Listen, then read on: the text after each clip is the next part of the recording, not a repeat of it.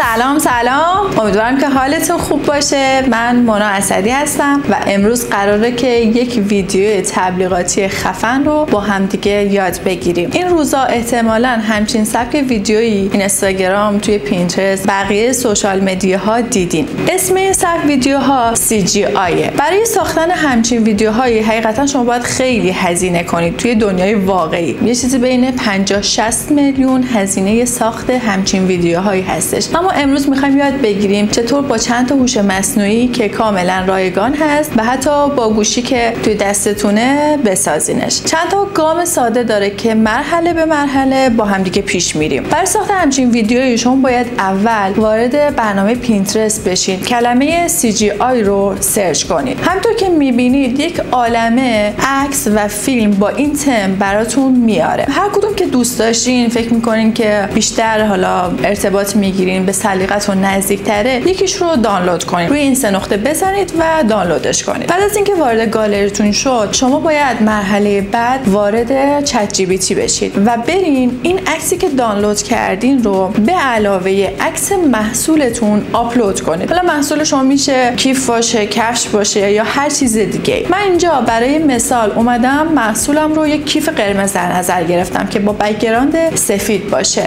و این عکسی که حالت دونات آویزون شده از برج خلیفه رو من دانلود کردم. حالا پرامپتی که به هوش مصنوعی میدم اینه که دونات رو حذف کن و به جاش بیا این کیف قرمز رو جایگزینش کن. یه سری جزئیات دیگه هم میشه بهش بگین. اگر چیزی رو دوست نداشتین توی تصویر بگین که عوض کنه و بقیه رو حالا دیگه اوکیه، یا مثلا میشه بنویسید که جزئیات رو حفظ کن. یه چند ثانیه طول میکشه، میاد این در واقع جابجایی و جایگزینی رو براتون انجام میده. میبینید که چقدر ترتمیز این کار انجام داد. وقتی که خروجی گرفتین دانلودش کنید و بعد باید وارد سایت ویدیو بشین. سایتی که میخوام بهتون بگم سایتیه که کار کردن باهاش خیلی راحته. یه سری حالا کردیت ها به شما میده و از همونها توی پلن رایگان شما میتونید استفاده کنید. بریم وارد سایت ویدیو بشیم. وارد گوگل بشین و video.com رو سرچ کنید.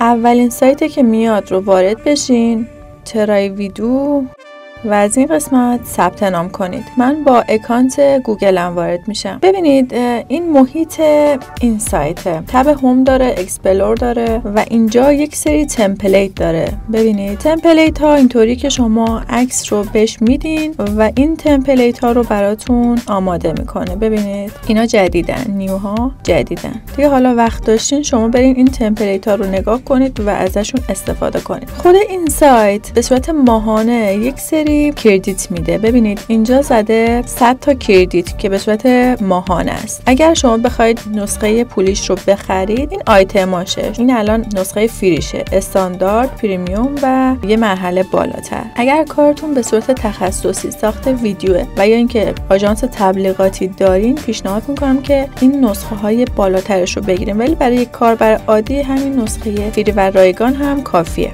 گزینه هایی که در کنار میبینید، الان ما با قسمت ایمیج تو ویدیو کار داریم، یعنی میخوایم یک عکس رو بهش بدیم و اون تبدیلش کنه به ویدیو. من عکسم رو اینجا انتخاب میکنم. در قسمت پایین شما باید یک دستور یا یک پرامپت رو بهش بدین. بهتره که به صورت انگلیسی بنویسید. اگر انگلیسیتون زیاد خوب نیست، من پیشنهاد میکنم که برین توی چت جی پی تی، در واقع برین به فارسی بنویسید و بگین که براتون ترجمه کنه. ببین من گفتم که میخوام تو اون عکس ماشین ها در حال حرکت باشن و باد شدیدی کیف رو حرکت بده. این متن رو به انگلیسی برام بگو. خب این متنی که به من داده من کپیش میکنم، میام اینجا و پیست میکنم. ببین تو یه کار دیگه هم میتونی انجام بدی، اینکه بیا یه عکس دیگه اضافه کنی و بگی که این عکس میخواد به این عکس دوم در واقع تبدیل بشه، یعنی از یک صحنه به یک صحنه دیگه، از یک فریم به یک فریم دیگه. خب من خواستم که در واقع این پرامپت رو بهش بدم. این قسمت پایینتر رو ببینید، دیوریشن که مدت زمان ویدیوه که 4 ثانیه داره و 8 ثانیه. برای 4 ثانیه شما مجازید که رایگانه. اگر 8 ثانیه بخواید باید این پلن رو ارتقا بدین. رزولوشنش رو داره نشون میده که باز هم این دوتا پولین، اما همین گزینه اسپید کفایت میکنه. موومنت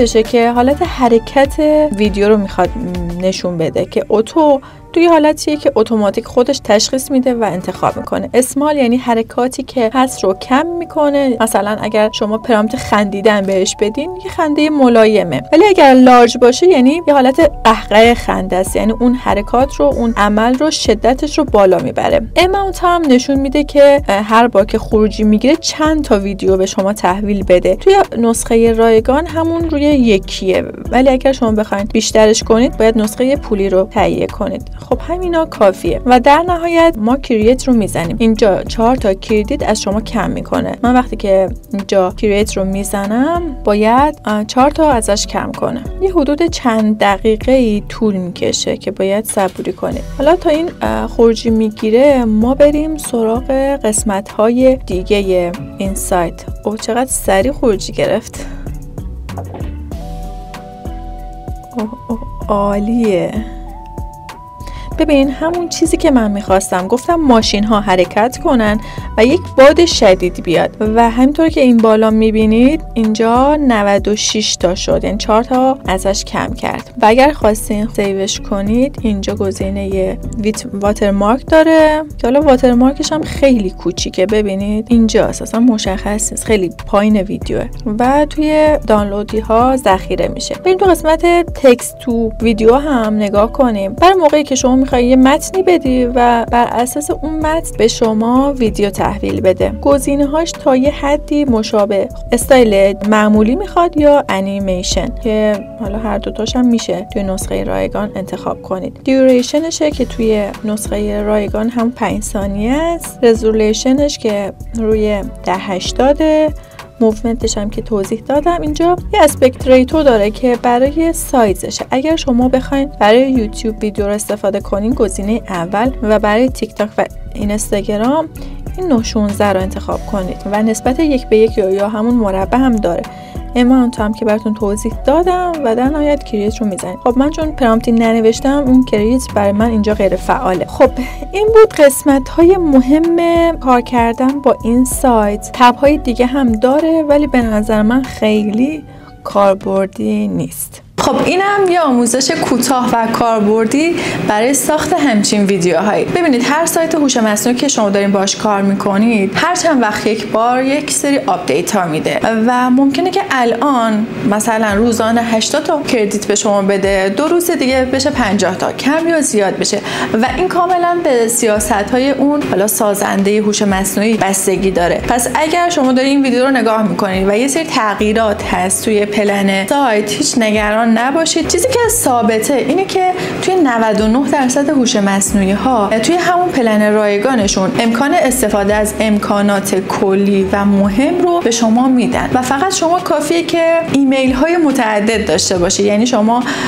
بیا خروجی بگیر، حالا مثلا یه سایت هوش مصنوعی یه دونه خروجی بهت میده، یکی دیگه 5 تا بهت میده به صورت روزانه، به صورت ماهانه و وقتی که به اون سقف مجاز رسیدی تو بیا و جیمیل های جدید اضافه کن. همین نکته کوچیک رو که رعایت کنی تو میتونی با همین پلن های رایگان هم در واقع استفاده کنی و اون نتیجه‌ای که میخوای رو بگیری. اما اگر کارت به صورت تخصصی کار کردن با این هوش مصنوعی است یا مثلا آژانس تبلیغاتی دارین که باید برای یه سری از کارفرماها این ویدیوها رو درست کنید، بهتره که پلن پروش رو خریداری کنید.